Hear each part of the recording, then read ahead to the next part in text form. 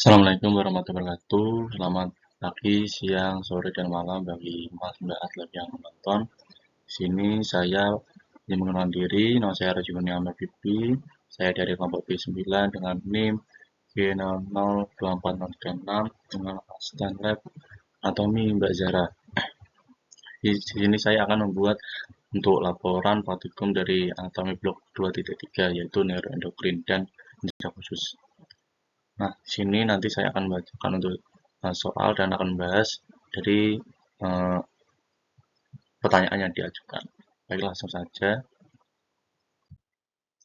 Sini saya izin membacakan terlebih dahulu. Seorang pria berusia 65 tahun bernama Tuan A dibawa ke instalasi gawai darurat oleh keluarganya karena mengalami kelemahan mendadak pada lengan dan tungkai kanan sejak 2 jam yang lalu. Selain itu, keluarga pasien melaporkan bahwa pasien berbicara bata-bata, sulit menyusun kata-kata, dan tampak bingung ketika diajak berbicara. Tidak ada riwayat trauma, walau sebelumnya pada pemeriksaan fisik didapatkan hemiparese sisi kanan, terutama lengan lebih berat dibandingkan tungkai. Refleks sisi kanan meningkat dan terdapat Babinski sign positif di sisi kanan. Hilangnya sensasi nyeri dan suhu pada sisi kanan tubuh, termasuk wajah kanan. Saat diminta menunjukkan lidah, lidah pasien menyimpang ke kiri. Pasien tampak kesulitan berbicara secara motorik, afasia non-fluent. Tetapi memahami instruksi sederhana, riwayat medis menunjukkan bahwa pasien merupakan perokok aktif memiliki hipertensi diabetes melitus yang eh, terkontrol. Pemeriksaan CT scan kembali menunjukkan evaluasi iskemia pada lobus frontalis dan parietalis kiri, terutama di area korteks motorik dan sensorik. Terdapat pula iskemia parsial pada pons kiri. Nah, itu tadi untuk skenario yang telah saya bacakan. Selanjutnya kita lanjut untuk ke pertanyaan yang pertama. Nah, di sini yang pertama yaitu jelaskan struktur pembentuk sirkulus Wilsi mulai dari bagian anterior hingga posterior. Sebutkan juga fungsinya dalam menjaga perfusi cerebral saat terjadi sumbatan salah satu arteri besar. Nah, ini merupakan uh, penampang dari sirkulus arteri Wilsi. Jadi kita dapat lihat mulai dari atas ada dua arteri komunikating arteri, lalu ada arteri cerebral arteri yang bagian atas, lalu ada bersambung ke bawah dihubungkan oleh arteri komunikan superior, terus anterior, terus menjadi arteri cerebral media, terus media ke posterior ada arteri komunikan inferior, lalu nanti lanjut ke arteri basilaris, ke vertebralis, lalu lanjut lagi ke bawah ke arteri spinal anterior. Nah, di sini juga ada cabang-cabangnya seperti arteri cerebral superior, terus ada arteri cerebral anterior inferior, lalu ada arteri cerebral posterior inferior. Itu merupakan percabangan-percabangan yang ada di sana. Nah, nanti cerebral arteri cerebral anterior inferior itu nanti akan bercabang menjadi labrintin, yaitu auditory auditory artery. Nah, di sini itu eh, merupakan kanal anastomomis arteri di dasar otak yang menghubungkan sirkulasi anterior dan posterior otak. Nah, bagian-bagian itu mulai dari anterior ke posterior nanti saya akan jelaskan. Nah, yang pertama, arteri cerebri anterior kanan dan kiri. Nah, lalu ada arteri komunitas anterior, yang kedua arteri cerebri anterior, lalu ada arteri carotis interna kanan dan kiri, lalu ada arteri cerebri media kanan dan kiri, meski tidak membentuk lingkaran, merupakan cabang utama dari arteri cerebri dari arteri carotis interna. Terus ada arteri komunikan superior kanan dan kiri menghubungkan arteri carotis interna dengan arteri cerebri posterior. Lalu ada arteri cerebri posterior kanan dan kiri, lalu ada arteri basilaris gabungan dari arteri vertebralis kanan kiri. Nanti sebelum bergabung menjadi arteri cerebri posterior. Nah, untuk fungsinya sendiri itu, fungsi utama sirkulasi itu adalah menjaga perfusi cerebral dengan menyediakan jalur kolateral. Jadi jika terjadi sumbatan pada salah satu arteri besar, misal di arteri karotis internal kiri, nah itu nanti darah dari arteri lain dapat mengalir melalui anastomosis ini untuk tetap mensuplai ke area otak yang terancam iskemia, sehingga mengurangi risiko defisit neurologis berat. Jadi kalau ada eh, pembuluh yang tersumbat nanti akan dialihkan lewat anastomosis yang lain. Jadi nanti tidak akan kekurangan dari neurologis yang berat.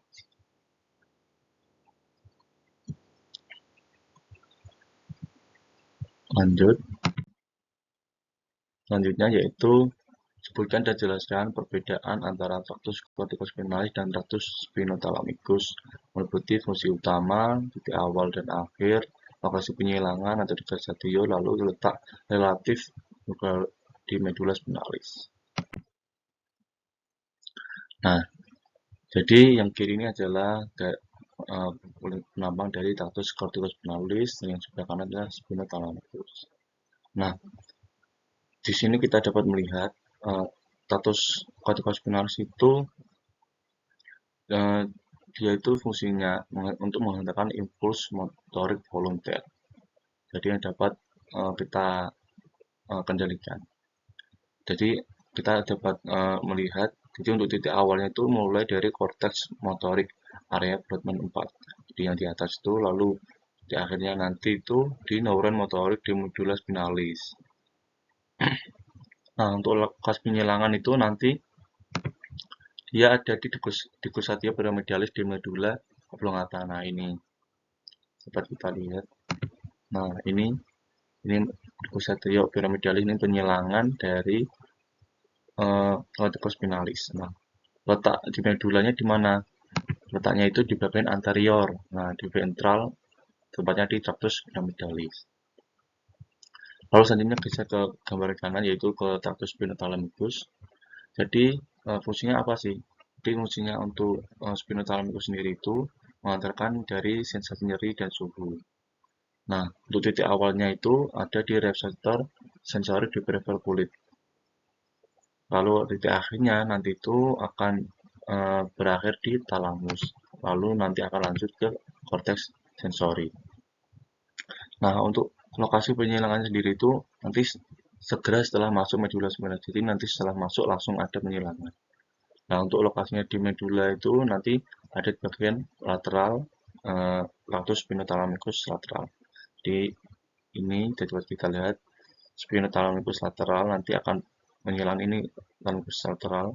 Nah, ini adalah lokasi dari di medulanya. Nah, ini langsung menyilang di sini, penyilangannya langsung. Mari kita lanjut. Selanjutnya yaitu sebutkan pembagian terumbu cerebri atau batang otak dan minimal dua struktur penting dari mesencephalon, pons, dan medula oblongata. Nah, yang pertama yaitu ini adalah pendapat dari mesencephalon, sencephalon, pons, medula oblongata.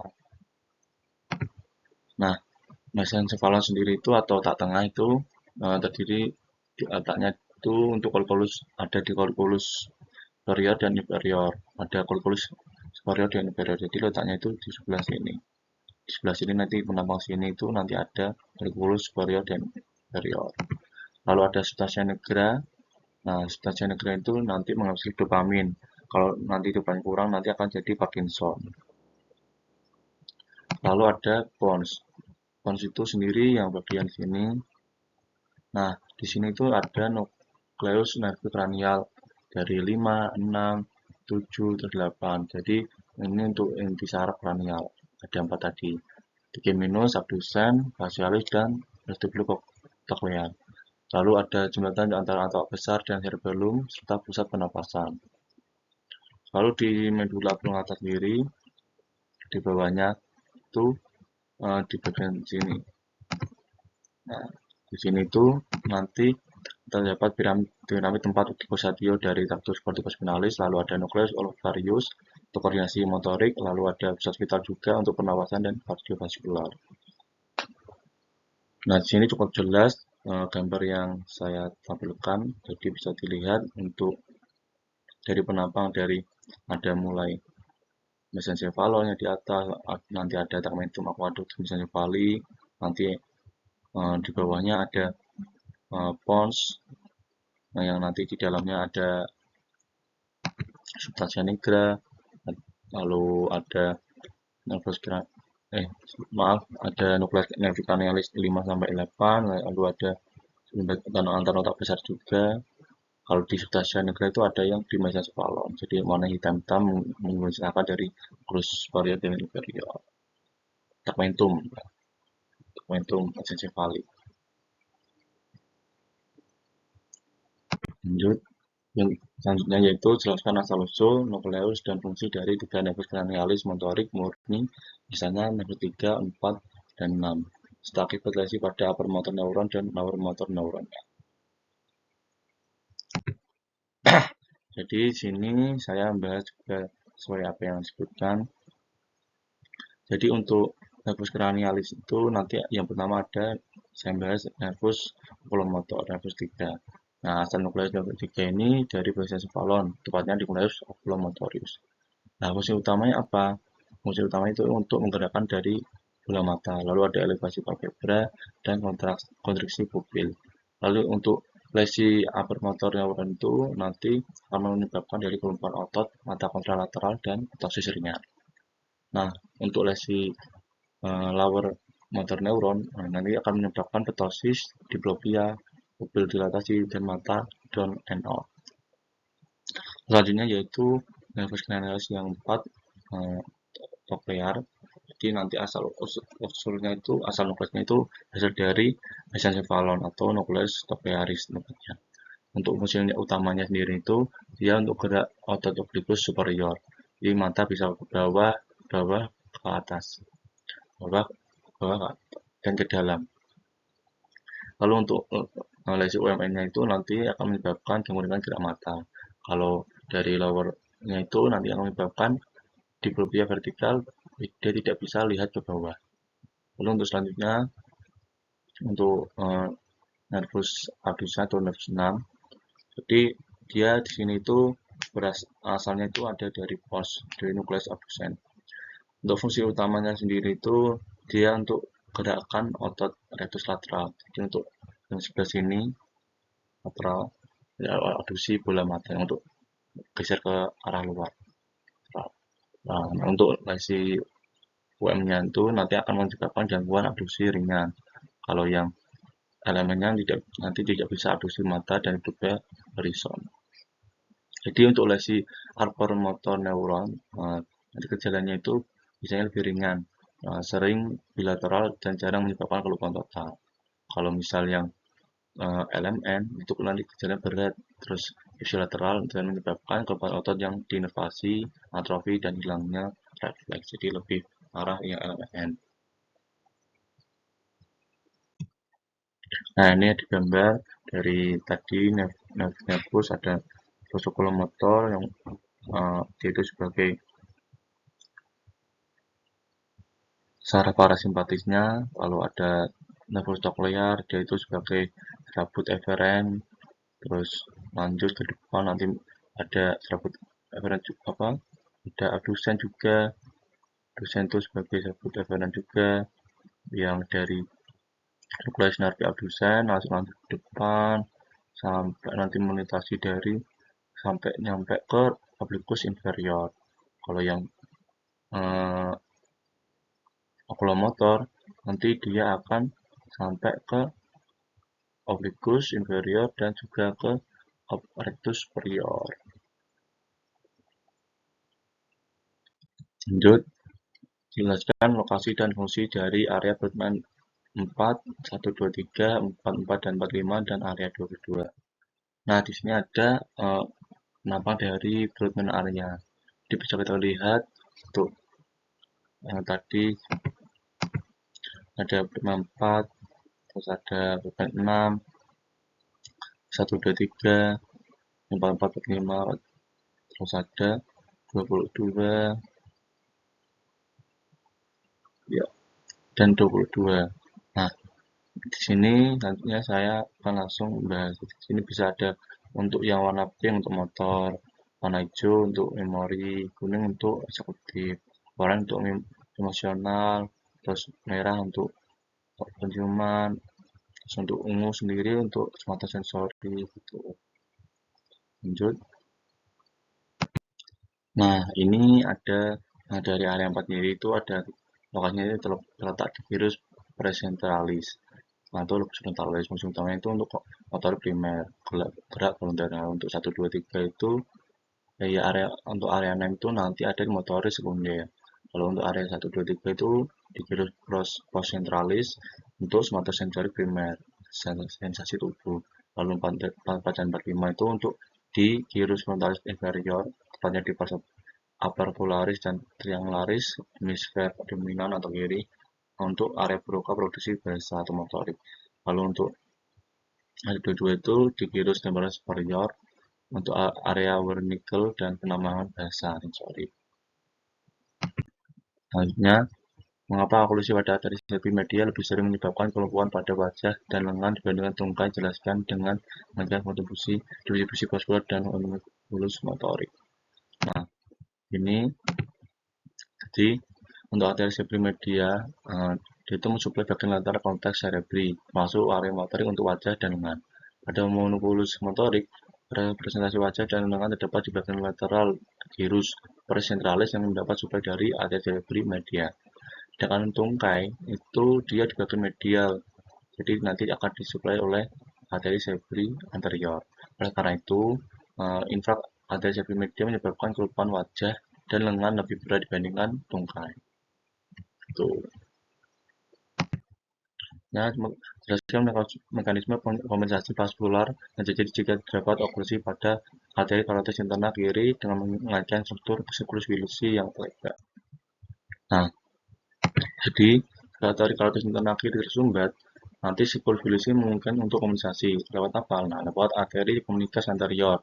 Nanti darah dari arteri cerebri anterior kanan distra via arteri karotis interna kanan dapat mengalir ke arteri cerebri anterior kiri dan seterusnya ke cabang-cabang distal. Kalau nanti arteri komunikas anterior, nah darah itu nanti dari sistem fibrobasilaris, arteri basilar dan arteri komunikas posterior dapat mengalir arteri cerebri posterior. Nah, dapat mengalir ke arteri karotis interna kiri distal melalui dari arteri komunikas posterior, arteri komunikas posterior kiri.